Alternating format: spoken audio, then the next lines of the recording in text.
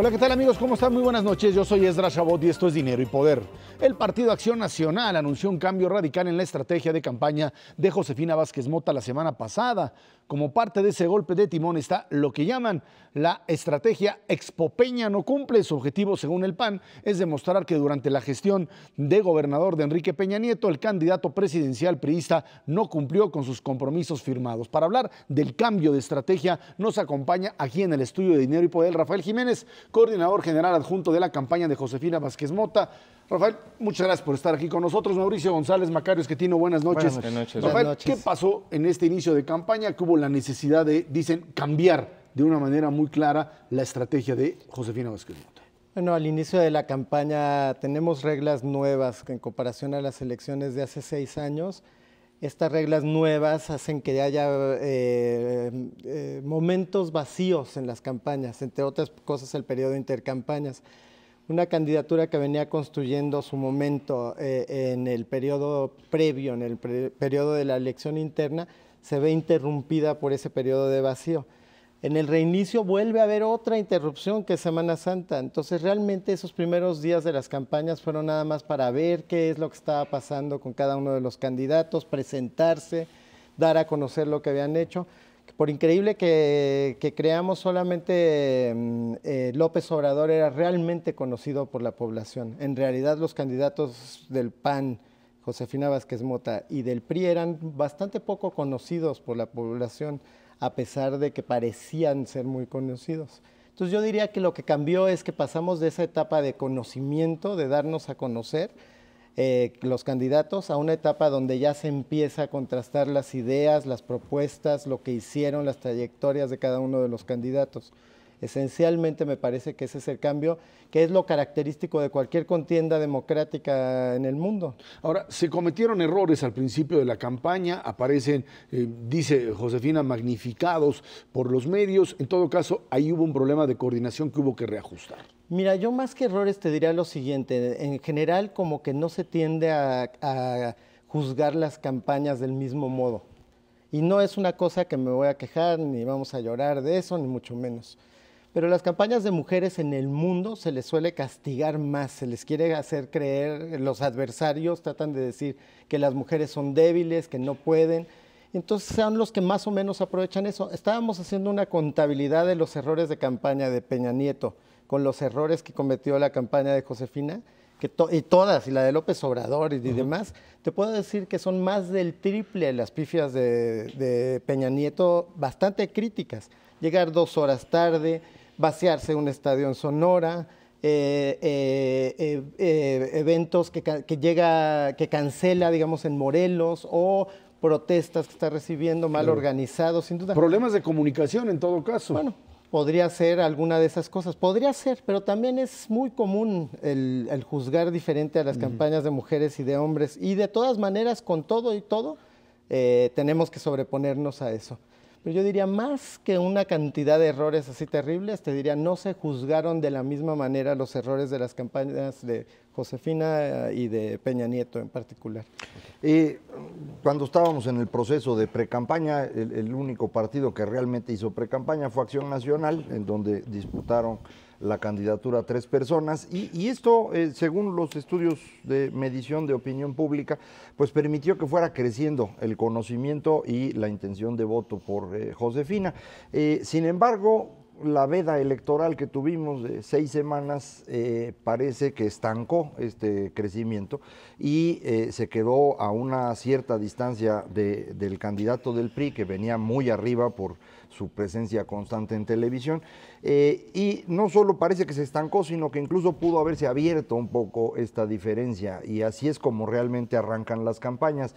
¿Ustedes cómo están viendo esta diferencia? ¿Creen que esta diferencia es suficientemente pequeña como para poderla cerrar en los próximos días? ¿Cuál es la estimación que ustedes tienen? Bueno, de entrada no es que los otros partidos no tuvieran precampañas. Los candidatos de los otros partidos hicieron 5 años y medio de precampañas, con spots de televisión y todo, ¿no? Y con grandes despliegues de publicidad en los 5 años por cada uno de los candidatos. Yo diría que lo que nos dio la precampaña del PAN, la interna, llamémosle así, del PAN, nos dio el potencial de crecimiento que tiene Josefina Vázquez Mota. Nos mostró que había ahí, digamos, cuando estaba sujeta a observación un poquito mayor. Yo lo que creo es que vamos a volver a vivir ese fenómeno. Los candidatos del PAN han empezado muy abajo en sus dos elecciones anteriores, los dos. Vicente Fox, simple y sencillamente recuerdo que habían desplegados que decían 80 encuestas están a favor de la Bastida. Y me acuerdo que justamente la encuesta de GEAISA y la de nosotros eran las únicas dos que decían que iba a ganar Fox en ese entonces.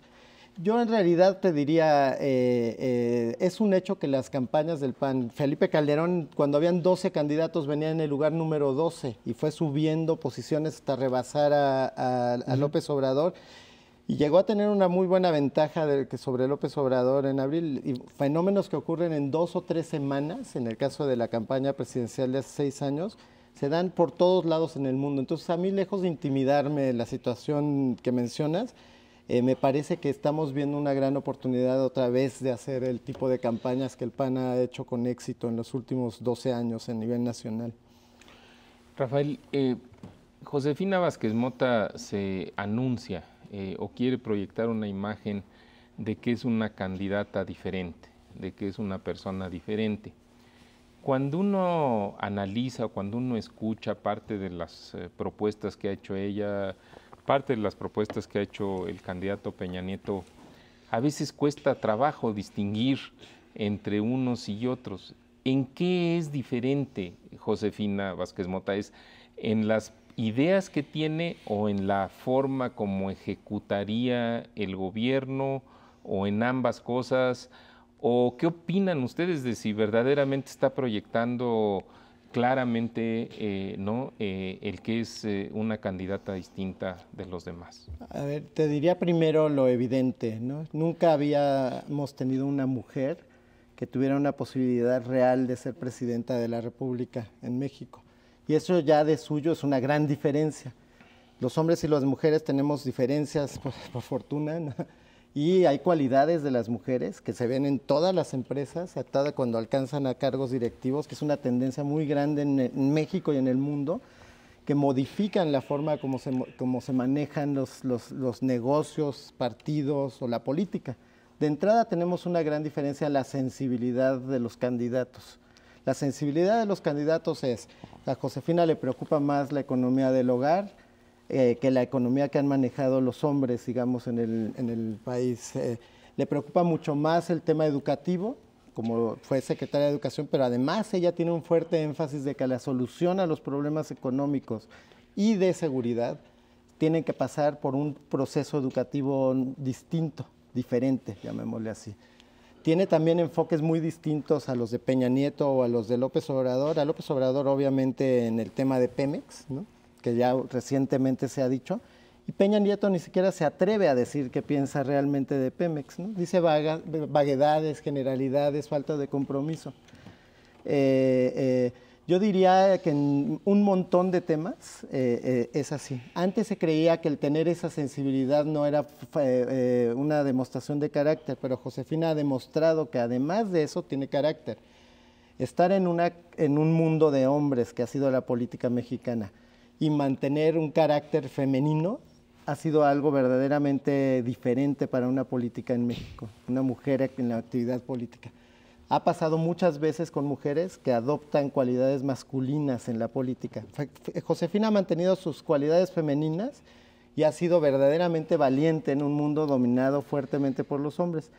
Y como te digo, es realmente la primera vez que tenemos una oportunidad en México de tener una mujer que gobierne este país. Un poco siguiendo lo que comentaba Mauricio, efectivamente no se ven grandes diferencias en las propuestas, incluso la mayor parte de lo que Peña está proponiendo es lo mismo que está haciendo el gobierno federal, entonces tampoco encuentro diferencia en eso.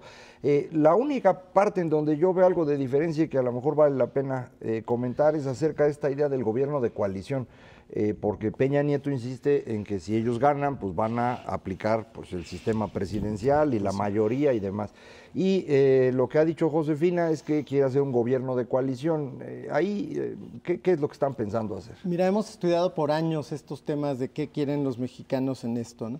Yo creo que la historia de abusos del PRI durante años, 70 años en el poder, y a nivel local se mantiene en muchos estados, provocó la necesidad de tener gobiernos divididos, que balancearan, que impidieran el abuso de poder del Ejecutivo. En México el abuso del poder del Ejecutivo fue grandísimo, como todo el mundo lo vivimos o lo sabemos y demás. Yo creo que esa fue la idea del balance del poder que empezó a ejercer el elector. Josefina sabe eso, digamos, que es necesario no tener un partido que abuse del poder, pero también sabe que es necesario llegar a movimientos y cambios legales, demás, y por eso propone la idea de gobierno de coalición, una mayoría estable en el gobierno, que tenga un proyecto de gobierno y que de alguna manera pueda darle cauce de la mejor manera posible a las cosas que necesitamos hacer en el país. Y yo creo que la idea del PRI en realidad es una idea del viejo PRI, ¿no? El nuevo PRI es regresar al viejo PRI. ¿Cómo lo vemos? Lo vemos como ejercen el mando en todos los estados. En todos los lugares donde tienen mayoría absoluta lo ejercen al viejo modo. No hay transparencia. Vean la libertad de expresión en esos lugares, en esos estados. ¿Qué calidad tiene la libertad de expresión o los medios de comunicación trabajando en los lugares hegemonizados por el PRI? Y yo creo que esa no es la idea que tenemos. Somos muy diferentes en eso, como bien dices, Macario, al PRI. Nosotros ahora, Rafael, no pretendemos abusar del poder, sino compartir el poder en un proyecto definido de México. Ahora, Rafael, la estrategia ahora ha sido ya una estrategia que va hacia la ofensiva, en términos de lo que podríamos denominar ubicar a Peña Nieto como el adversario a vencer y disparar sobre él en estos spots nuevos donde aparece un Peña Nieto que dicen no cumplió. Comienza lo que se conoce como campaña, unos le llaman de contraste, otros negativa, la ley dice que no se puede, este tipo de cosas medio raras de esta legislación electoral. En todo caso, hay que entrar en ese terreno y seguramente lo tendrán también de vuelta. Sí, y qué bueno, porque en realidad las formas de comunicación, y digamos, la ley sí permite la campaña que está haciendo el PAN en este momento, absolutamente lo permite. Yo creo que el tema de las elecciones es ver exactamente quiénes son los candidatos, y como decía hace rato, nosotros no sabíamos exactamente quién era Peña Nieto hasta que empezamos a recibir una gran cantidad de avisos de que lo que está en el centro de su campaña, y yo creo que eso es lo relevante, es esta idea de que cumplió una serie de 608 compromisos que hizo ante notario público. Y lo que empezó a llegar era que no era cierto. Entonces empezamos a buscar qué pasaba con esa historia. A mí me consta de uno, yo vivo en Huixquilucan, me consta de uno que yo decía todo el tiempo, ¿y por qué está cerrada eso? Y como que no lo asocia a uno, ¿no? Y ese es el de Barranca del Negro, que realmente es un lugar que no está construido y que en la página de compromisos cumplidos dice palomita de cumplido, y no existe ese camino vialidad Barranca del Negro. Cualquiera que vive en Interlomas lo puede corroborar. Entonces eso me llevó a pensar a mí y a todos los que estamos viendo estas campañas si realmente conocemos a Peña Nieto y realmente creemos que no. Él dijo durante 6 años que cumple, y como que se dio por automático que cumple. Y no solo eso, hizo el eje de su campaña eso. Entonces realmente creemos que es importante que los mexicanos sepamos si el eje de la campaña de Peña se sustenta. Él no propone cosas, él muy rara vez propone cosas cuando hablan. Se sustenta en que cumple.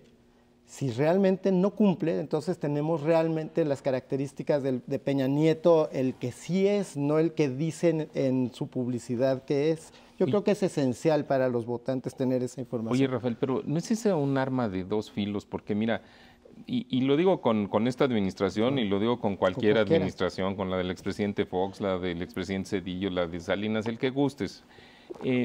Si nosotros tomamos ahorita, por ejemplo, el Plan Nacional de Desarrollo correspondiente o los programas sectoriales correspondientes y nos damos cuenta de los objetivos que se plantean ahí, que no se cumplieron, son un montón.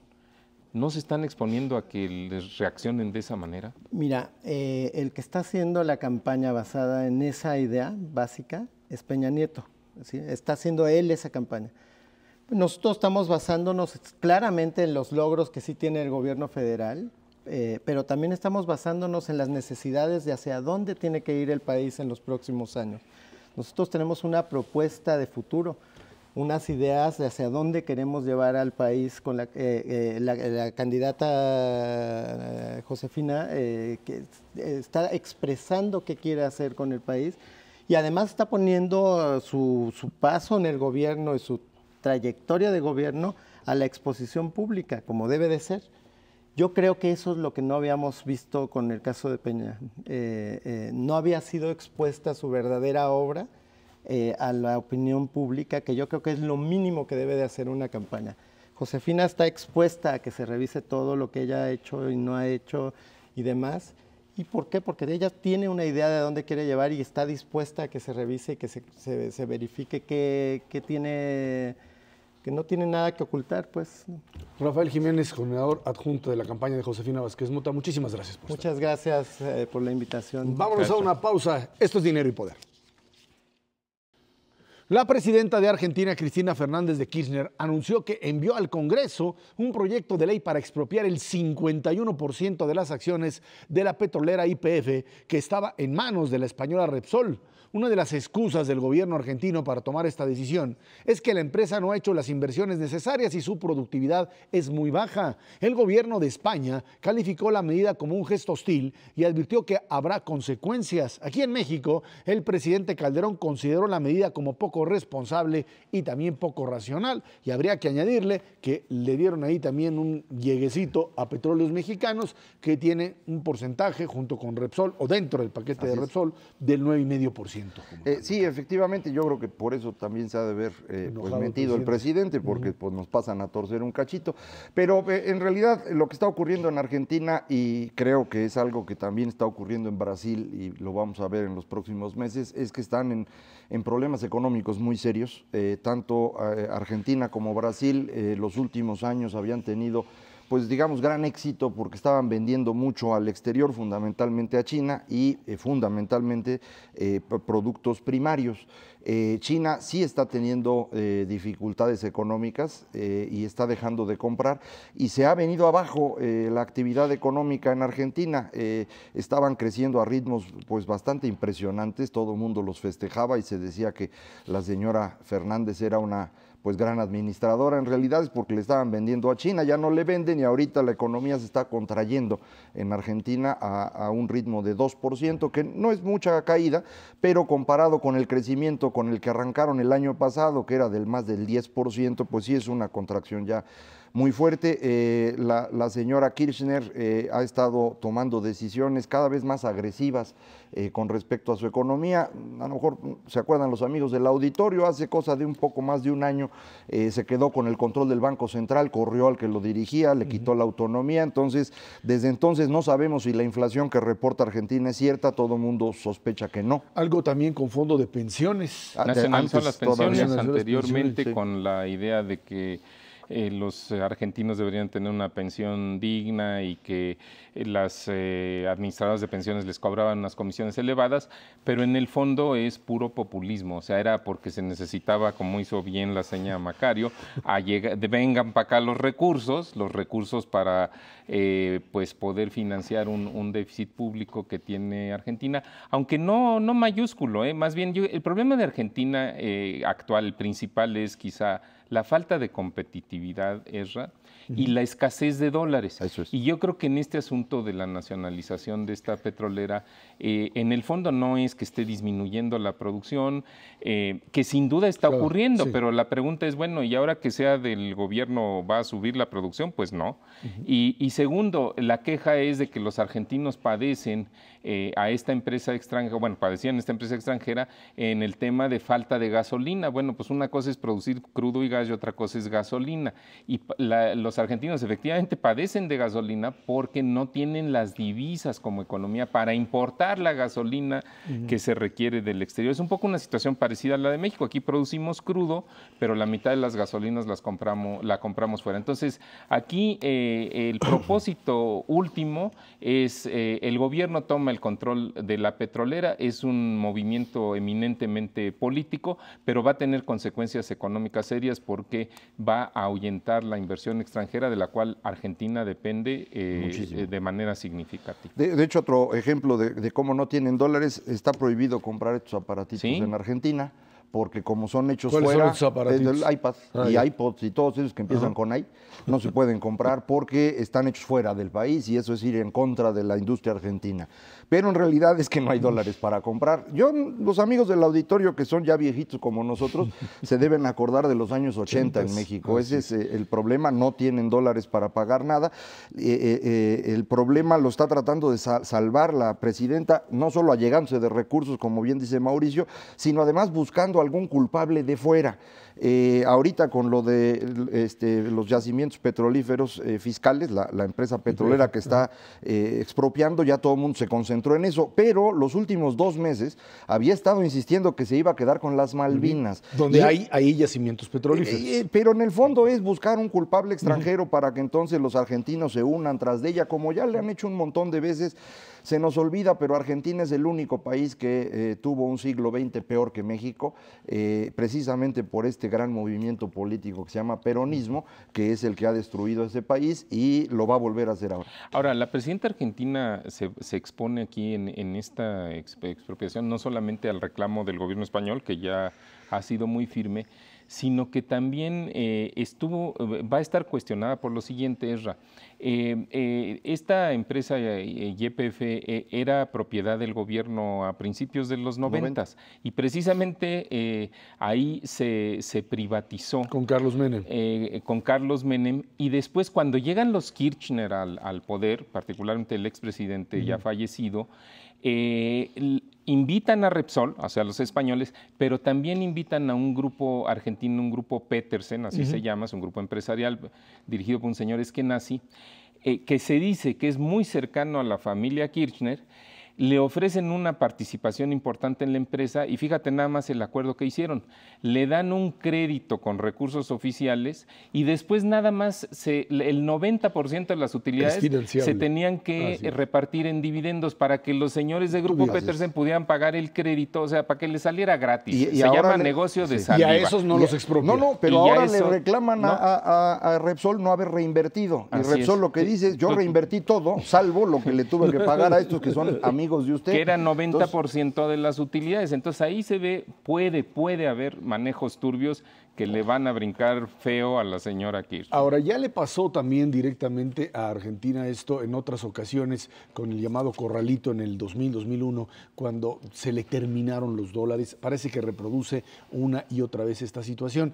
En términos de YPF y del conflicto con España, España está metida en un problema muy, muy serio ahora de credibilidad a partir de su capacidad de pago de la deuda. En las últimas semanas se ha vuelto otra vez a armar esta idea de que los bonos españoles, que ya están al 6%, que tendrá que recibir ayuda, apoyo de otros países europeos para poder salir de la crisis. En medio de ese conflicto interno importante, tiene ahora una confrontación con Argentina a partir de empresas españolas que se ven afectadas por la expropiación. Una confrontación otra vez Europa-América que se vuelve a reproducir en el marco de las relaciones entre Estados Unidos, Latinoamérica, con este asunto de la reunión o la cumbre en Cartagena, en donde los norteamericanos dijeron, nosotros no le entramos al asunto de las Malvinas, es demasiado complicado en nuestra relación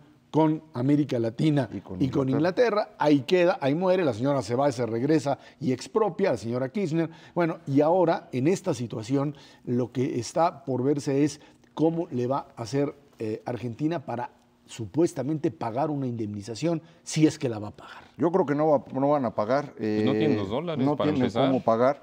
Podrían hacer una especie de crédito e irlo pagando con la producción, pero los dólares precisamente los quieren para lo demás, entonces no lo van a hacer. La empresa valía 15,000 millones de dólares antes de que empezaran los rumores estos. Repsol está pidiendo que le paguen 10,500. Todo mundo sospecha que lo más que podría Argentina aceptar son 7,500, pero que además no los va a pagar, porque todas las expropiaciones y cosas similares que ha hecho Argentina, que ha prometido pagar, se han ido a pleito internacional. Argentina los ha perdido y jamás ha pagado. entonces no veo por qué cambiarían su estrategia, van a seguir sin pagar. No, sí es un problema. Ahora, y el otro problema es no solamente, bueno, usemos el caso de las empresas españolas. Hay empresas españolas muy importantes para la economía argentina, mira, de las que recuerdo rápidamente. Telefónica en la parte de comunicaciones, en la parte financiera está BBVA, me parece que sigue Banco Santander, en seguros está Mapfre, está Endesa en la producción de electricidad. O sea, no son empresas, digamos, son empresas importantes para el funcionamiento global de la economía argentina. Yo te pregunto, si yo soy director de una de esas empresas, uno, no puedo decretar dividendos porque no hay los dólares para repatriarlos fuera de la Argentina. Y segundo, ¿tú crees que yo voy a reinvertir para ampliar mis instalaciones a pesar de que el mercado argentino esté creciendo si tengo sobre mi cabeza la amenaza de una posible nacionalización porque así lo decide el gobierno? Pues claro que no. No, es un problema porque pone en riesgo a todos los inversionistas, entonces nadie en su sano juicio va a ir a meter su dinero allá. Pero yo sí quisiera llamar la atención sobre el país de junto, Brasil, que no está en buenas condiciones tampoco. Ya lo vimos en el caso de México porque frenaron nuestras exportaciones de automóviles, porque el mismo problema, no están siendo competitivos. Y Argentina se les ya lo hizo cayó la también. producción para venderle a China. La contracción en la industria brasileña es espantosa. La producción de bienes de capital está cayendo 14% y la producción de bienes de consumo duraderos está cayendo 15% en los primeros 2 meses del año. Es una contracción verdaderamente seria. Brasil tiene las condiciones financieras equivalentes a las que México tuvo en 94, una deuda externa superior al 60% del PIB, un tipo de cambio muy limitado que no se puede mover y por lo tanto sobrevaluado. Y ahora que fue la señora Dilma a Estados Unidos a ver a Obama, pues precisamente le dijo que cambien la política monetaria porque se está revaluando su moneda. Entonces, Brasil está también en condiciones complicadas, ojalá y no se vaya. Aunque debo de añadir, finalmente, Brasil tiene la enorme ventaja de que mucha de su riqueza está en recursos naturales. Argentina no es el caso. Y yo creo que vamos a ver una economía argentina en crisis muy probablemente en menos de un par de años. A diferencia, digamos, de lo que sucede con Venezuela, hay que recordar que el modelo argentino, si bien no se parece al venezolano en términos, digamos, del radicalismo político, está corriendo en la misma línea de estatizaciones, no le quieren llamar así, pero son finalmente modelos de estatización que han demostrado que simplemente no funcionan, no tienen capacidad económica para funcionar. Y en esa línea, mientras Venezuela puede subsistir por la cantidad de petróleo que tiene, ni Brasil ni Argentina tienen salida en ese sentido. Venezuela puede sobrevivir un poquito con el petróleo, sí, pero ya se acabó ese tiempo de sobrevivencia. Venezuela está también al borde de una catástrofe que depende fundamentalmente de lo que ocurra con el señor Chávez. Sí está feo allá, así como estuvo feo acá, digo, para acordarse, ¿no? Nada más. Vámonos a una pausa, de regreso platicamos impuestos sobre la renta a las pensiones, algunas quedan exentas, otras no. Esto es Dinero y Poder. El Congreso de la Unión aprobó exentar del pago del impuesto sobre la renta a las pensiones, cuyo monto diario no exceda 15 veces el salario mínimo general del área geográfica del contribuyente. Se establece este límite para que exclusivamente pensionados con ingresos superiores a 28,048 pesos mensuales estén sujetos al pago del ISR. Los legisladores explicaron que mantener el tope de exención en 25 veces el salario mínimo redundaría en un aumento en el costo fiscal anual adicional por 3,600 millones de pesos. Es decir, las pensiones, hay quien dice, pues tienen que estar exentas del impuesto porque ya pagaron este impuesto anteriormente y por lo tanto no tendrían que volver a pagar. Sin embargo, se dice aquí, aquel que tenga pues un ingreso mayor a esta cantidad, a los 20 y tantos mil pesos, tendría que volver a pagar impuestos. Sí, esa es una discusión que ya habíamos tenido aquí anteriormente, precisamente cuando se puso el límite en 10 veces salario mínimo y se discutía por qué en 10 y no en 25, que ese es el máximo que se puede pagar. Y bueno, lo que han hecho ahora es, pues no se movieron hasta 25, pero hasta 15. ¿Por qué no se mueven hasta 25? Pues porque no tiene dinero el gobierno. El costo de las pensiones es muy elevado en México. Hay que recordar que durante toda la historia no se guardó dinero para pagar las pensiones y en consecuencia lo estamos pagando ahorita de los impuestos que se generan mes a mes. Y este costo ha ido creciendo de manera muy importante, estamos hablando de más de 2 puntos del PIB que se van en pago de pensiones, o para que los amigos del auditorio lo imaginen más fácil, del IVA que pagamos los mexicanos, la mitad se va a pagar pensiones. Entonces, si se va aumentando el margen en el que no se debe pagar impuestos sobre la renta, pues la cantidad que hay que pagar es mucho mayor y es una necesidad más grande de recursos del gobierno. Siempre está esta discusión de, bueno, pues los que trabajaban ya pagaron y están pagando otra vez por ese dinero, y yo creo que es una discusión que sí vale la pena tener, pero pues por el otro lado el problema que tiene el gobierno es que no tiene dinero, y entonces la solución pues podría ser muy fácil. Está bien, para que ya no paguen otra vez estas personas, pues necesitamos subir los impuestos hoy a los que están trabajando. Entonces es una decisión de repartición de recursos entre dos generaciones distintas, los que ya dejaron de trabajar y los que estamos trabajando. Ese es el problema. Y tiene otras aristas también, porque yo creo que hay que hacer una distinción entre el viejo sistema de pensiones y el llamado sistema de ahorro para el retiro, el famoso SAR, que se echa a andar más o menos por ahí del año 97. Creo que esto que comenta Macario corresponde sobre todo al viejo sistema de pensiones, que no estaba fondeado, y entonces los recursos para pagar las pensiones salen, vamos a decir, directamente del gasto público, y efectivamente es una carga enorme. Pero para el nuevo sistema de pensiones, el nuevo sistema de pensiones empieza a operar más o menos en el 97, y probablemente vamos a empezar a ver el grueso de los pensionados de ese sistema pues hasta el año 2027, de hecho, porque más o menos son 30. Mi generación es la primera que va a retirarse fundamentalmente con Afores dentro de 16 años, y todo sale bien. Para que exactamente, bueno, para que la generación de Macario se pueda retirar dignamente, tiene que ir ahorrando en el transcurso de su vida.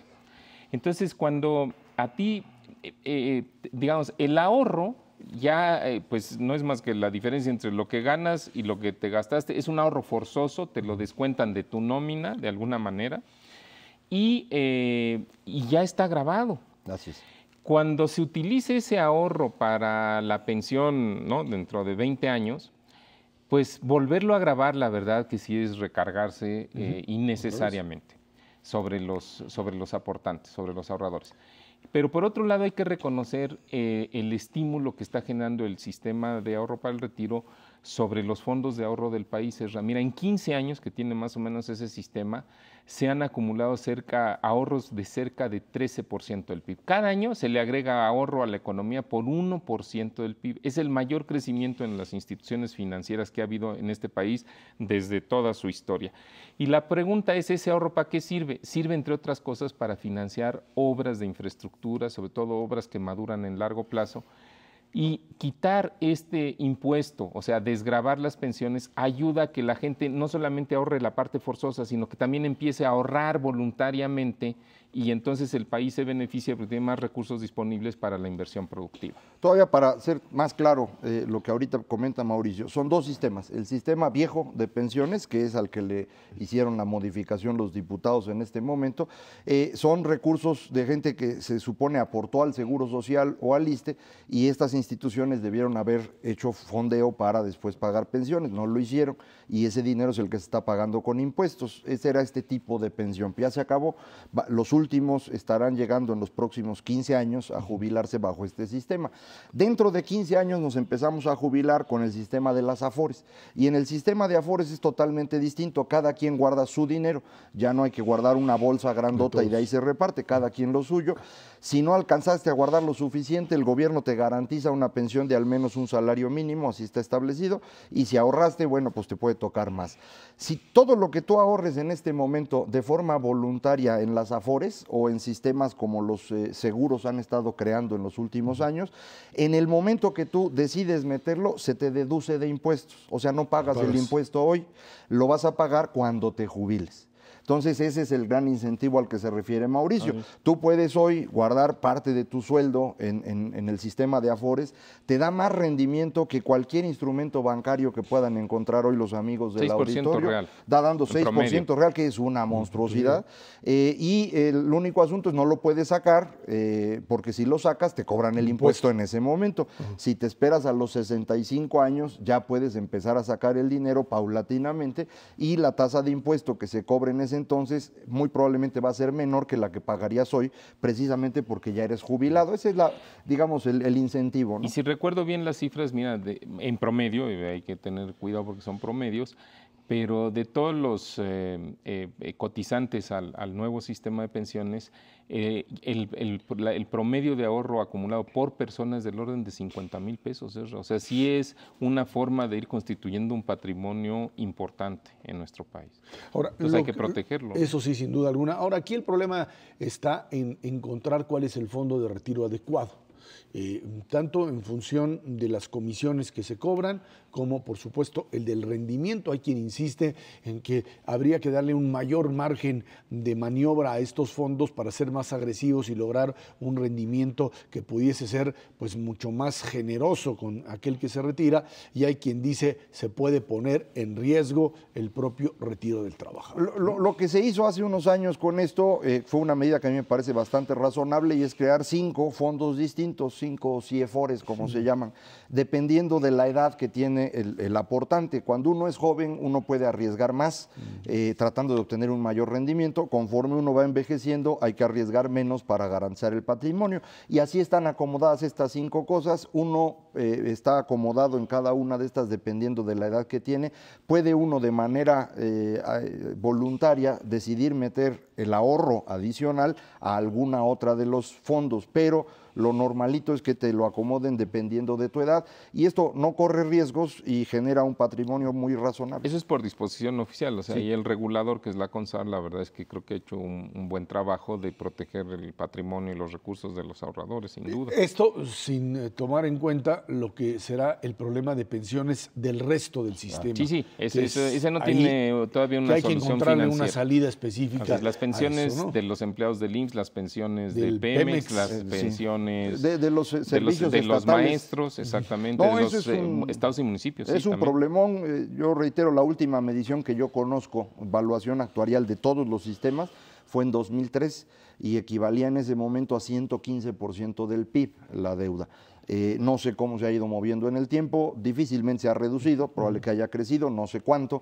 Y los que tienen un problema más serio de todos Los son estados, las ¿no? universidades No, estatales. estatales, sí. Ese es el problema Ahí más es. serio que hay.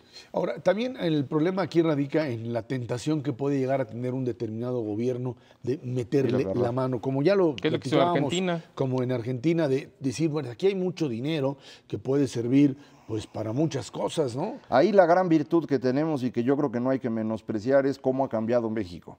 Ahora tenemos una Suprema Corte de Justicia que hace las cosas bien diferentes. La señora Kirchner acaba de decir que por utilidad pública expropia a la empresa Repsol. En México eso ya no se puede hacer. Un gobierno en México que decida expropiar por utilidad pública se va a encontrar con un muro en la Suprema Corte de Justicia, que ya no ha autorizado ninguna expropiación por utilidad pública en los últimos 14 años. Entonces, eso nos da, creo yo, mucha tranquilidad, siempre y cuando así siga. Si pues tuviéramos la mala fortuna de que hubiera un intento de regresar a lo anterior y le quitaran la autonomía a la Corte o la autonomía al Banco de México o a la CONSAR, entonces sí, ahí se va el dinero, mano. Y también en donde, sin llegar al extremo de la expropiación, creo que hay un reto que debe de vencer el sistema de pensiones, es que no se utilicen los fondos arbitrariamente, porque siempre existe la tentación. Ahorita los fondos acumulados es más o menos como 12% del Producto Interno Bruto. Ustedes hablan como 140, 150 mil millones de dólares. Entonces no es poca cosa, Claro. Y entonces siempre hay los creativos que dicen, oye, pues ¿por qué no tomamos de los fondos de pensiones Pero para hacer ¿quién obras de podría meter la mano ahí? infraestructura? Ahorita nadie. No, ahorita nadie, porque así está la disposición legal, pero no falta oye, ¿sabes qué? Vamos a empezar a hacer obra. ¿Por qué no construimos 5 refinerías con los fondos de las pensiones mira del qué SAR, buena por idea. ejemplo? Hombre. Ese podría ser una forma, ¿ves? Y ahí lo que hay que cuidar no es que no se usen los fondos, sino que los fondos tengan un rendimiento para que eso sea el patrimonio de los ahorradores, que para eso guardaron su dinerito durante toda su vida laboral. Y esa es la gran virtud de estos últimos 15 años en México, la división de poderes y el crecimiento de estas instituciones autónomas que realmente defienden lo que tenemos los Que mexicanos. a pesar que hemos hablado de la parálisis que se ha generado en el Congreso y del el hecho de que haya muchas cosas que estén precisamente detenidas por esta falta de operatividad. Hay ciertas áreas que al ponerle una manota ahí encima al Ejecutivo hemos evitado Mientras menos abusos. poder tenga el Estado, mejor para la ciudadanía, eso siempre. Entonces hay que mantener ese control lo más que se pueda, ¿no? Bueno, ahí está. Vámonos a una pausa y de regreso platicamos con usted. Precios de alimentos, en algunos casos, pues se ha dado un impulso al alza, en otros casos se ha estabilizado. Sigue siendo un gran desafío para el planeta en su conjunto. Esto es Dinero y Poder.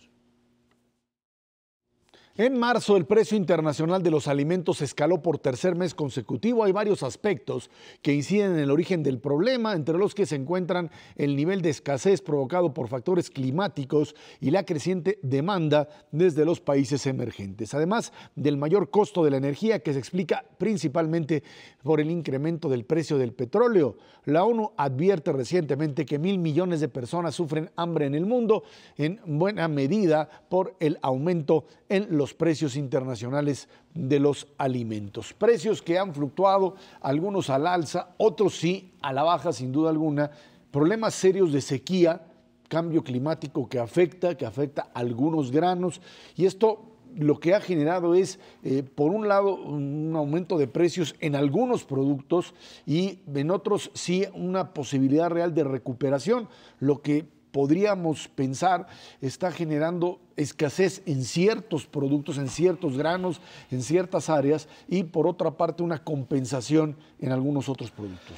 Sí, son varias cosas que están involucradas. Hay un problema de oferta, hay un problema de demanda y hay un problema de índice de referencia. El problema de oferta general es el asunto de cambio climático, que en realidad no significa que el mundo produzca menos, sino que tiene que producirse en lugares distintos.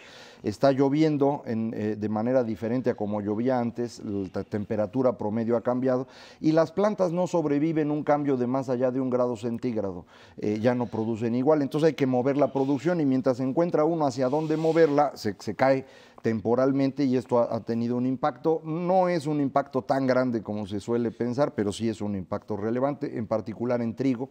En maíz el problema en oferta es fundamentalmente Estados Unidos y su brillante idea de hacer etanol a partir de maíz para usarlo como combustible, que tiene como resultado más generación de dióxido de carbono que si fuera gasolina, y además nos mete en un problema a todos los que consumimos maíz porque ha elevado el precio de manera artificial.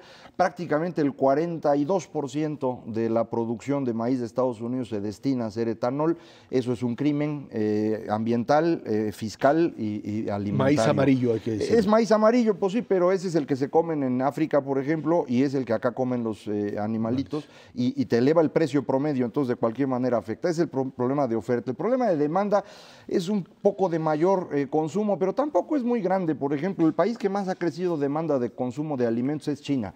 Y China es el país que produce más alimentos en el mundo, prácticamente produce el doble de Estados Unidos. Entonces ellos no distorsionan de manera significativa el mundo. Para mí el problema más grave del precio de los alimentos es que se miden en dólares y el dólar se viene devaluando desde 1971 y eso es lo que nos altera todas las mediciones. Si en lugar de medir en dólares el precio de los alimentos lo medimos en oro, el precio de los alimentos es muy estable y de hecho ha bajado. Lo mismo le pasa al petróleo, no ha subido de precio, ha bajado.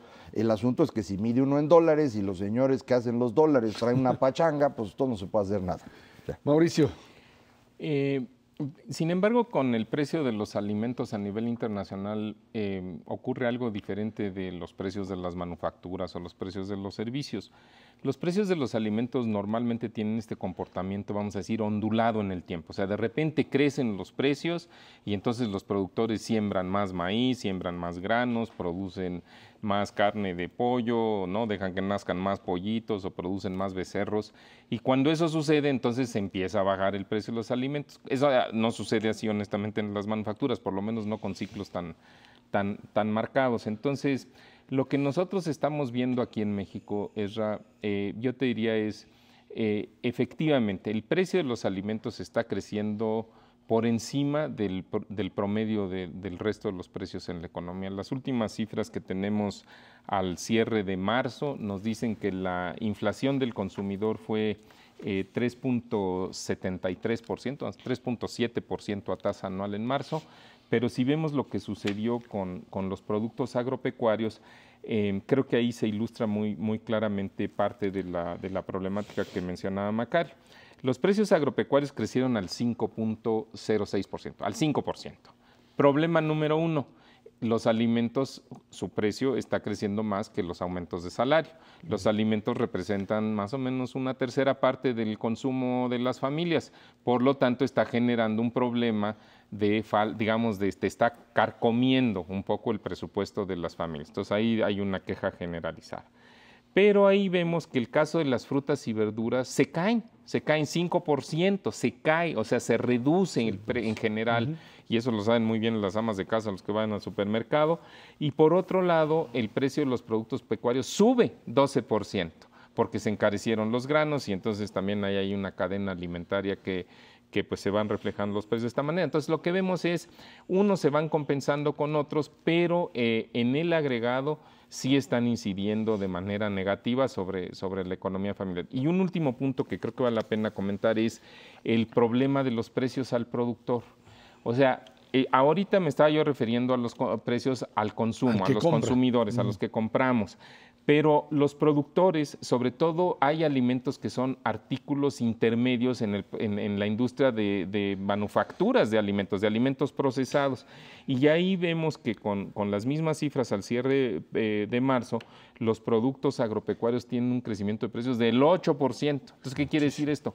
Que dentro de un tiempo va a haber un efecto de contaminación o de traslado de precios del productor, que son los costos de producción de los alimentos procesados, hacia el consumidor. Entonces esto no se va a acabar pronto, va a seguir de alguna manera deteriorando un poco la economía familiar, con estas disparidades de que a veces suben las frutas, a veces las hortalizas y a veces los productos pecuarios. Para que no haya un golpe tan serio en la economía familiar hay que hacer lo que dicen los anuncios, mano, coma frutas y verduras, están bajando de precio, no coma carne. Pero lo que es cierto es que en el país esta tendencia, lo que decías tú, Macario, a empezar a mover la producción de alimentos de un lado a otro, se ha dado en este caso en el norte del país, han empezado a trasladarse cultivos de una serie de productos de un lado a otro.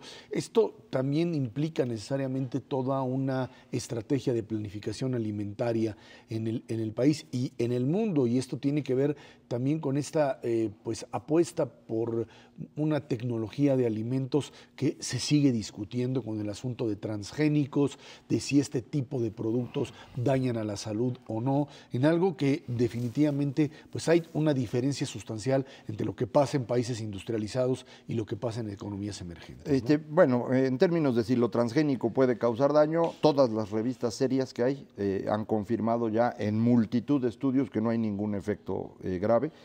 Ni no grave, no hay efecto significativo, en consecuencia se pueden plantar los transgénicos y gracias a eso estamos comiendo los 7,000 millones de seres humanos hoy más cereales que en cualquier otra época previa. En el caso de México la discusión ha ido bajando, pero en realidad lo que está ocurriendo es que ya están sembrando bastante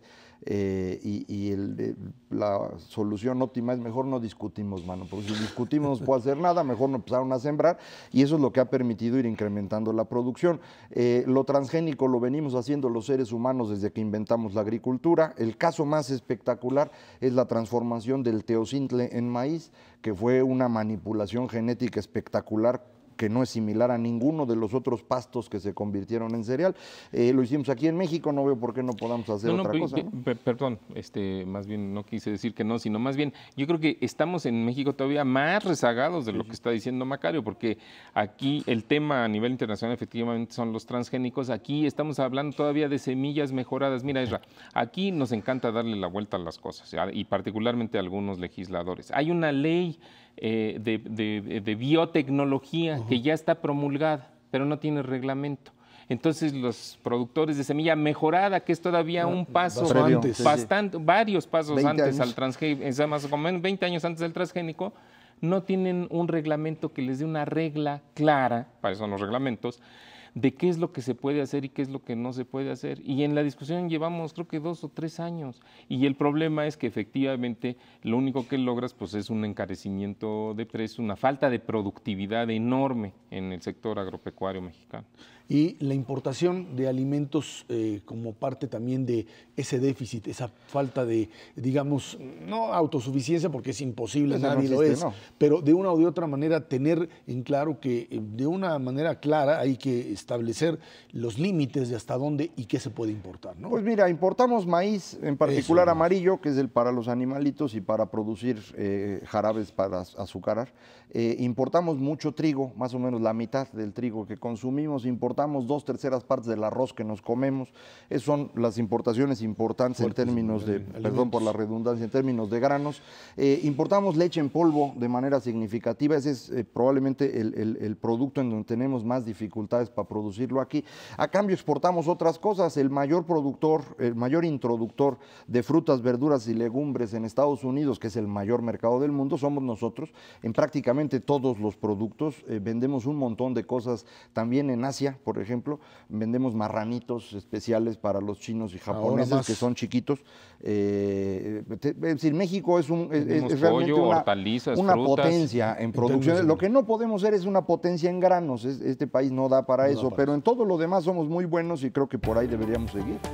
Mauricio González, Macario Esquetino, muchísimas gracias. Gracias a usted que nos ve y nos escucha todos los martes aquí en 11 TV México, Dinero y Poder. Estamos en la radio Noticias MBS en el 102.5 del FM de lunes a viernes de 5 de la tarde a 7 de la noche. Por nuestra parte, muchísimas gracias y muy buenas noches.